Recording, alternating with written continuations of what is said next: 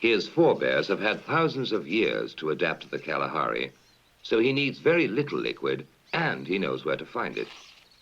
An insignificant-looking dry twig tells him where to dig.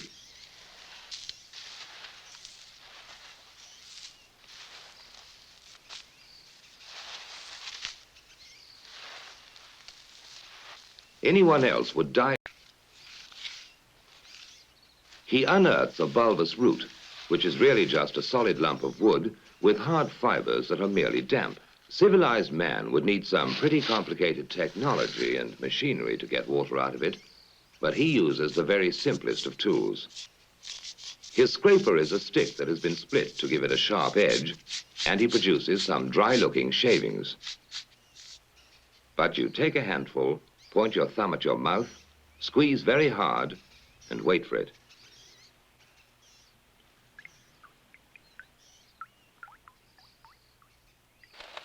The baboons always have a secret supply of water, and they're not going to tell anybody where it is.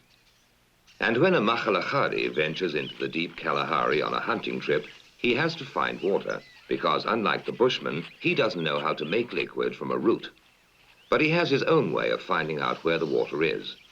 First, he laboriously drills a hole in a giant ant heap when he is sure a baboon is watching him, because he knows baboons are incurably inquisitive.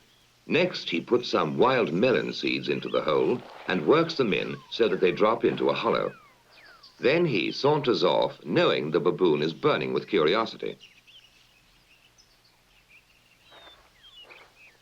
The baboon doesn't trust that human being at all, so he plays it cool. But he's dying to know what gives in that confounded hole. Finally, Mr. Inquisitive can't take it any longer. He's got to know what's in there. He reaches in, grabs a fistful, and now his hand's too big to come out.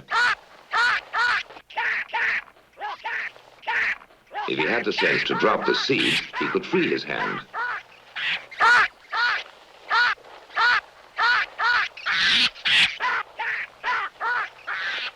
Now he lets go when it's too late.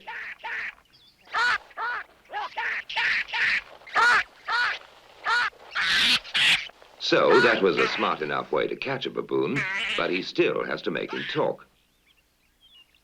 Now he knows that salt is very scarce in this particular area, and that baboon is going to eat those lumps like candy. In fact, he has such a ball eating salt that he completely forgets he's under arrest, and that in a little while he's going to be a mighty thirsty baboon.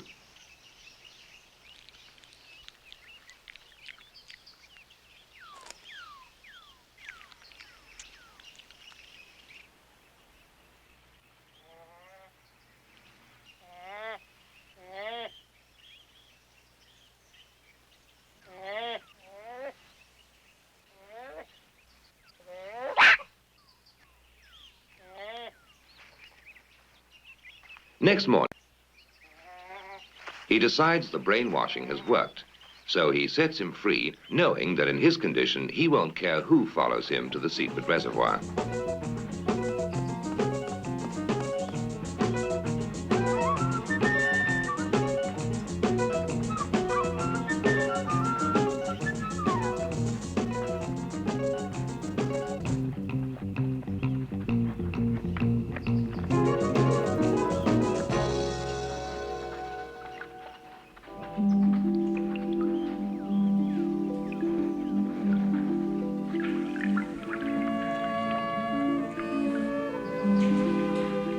The Kalahari has no eyes for the beauty of the setting.